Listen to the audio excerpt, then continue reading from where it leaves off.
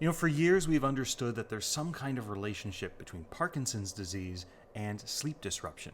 Folks with Parkinson's have disrupted sleep, and you sometimes will see disrupted sleep years before a formal Parkinson's disease diagnosis is made. But the relationship is still unclear. Does a lack of sleep, for example, cause Parkinson's? Does Parkinson's simply cause a disruption to sleep? Or is there some third way that these are related?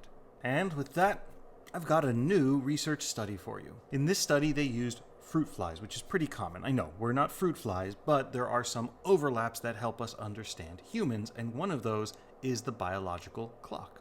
And they exposed different groups of these fruit flies to chemicals that cause oxidative stress and particularly cause dopamine neurons to die off. Dopamine neurons are the ones that die off in Parkinson's disease. And they found that the ones who were exposed at night had far more damage than those that were exposed during the day. And then they also exposed a group of fruit flies that had disrupted circadian cycles, basically fruit flies that have no idea what time of day it is at all. And that group had significantly more damage compared to the groups that were exposed when it was day and they knew it was day.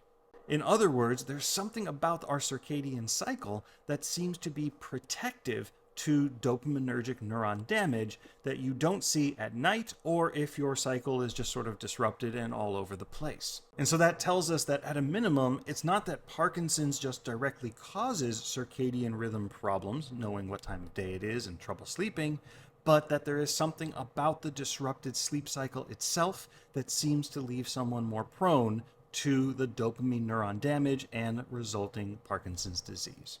Now, of course, this doesn't answer all the questions, but I think it's a really interesting data point that brings us one step closer to getting to understand this relationship.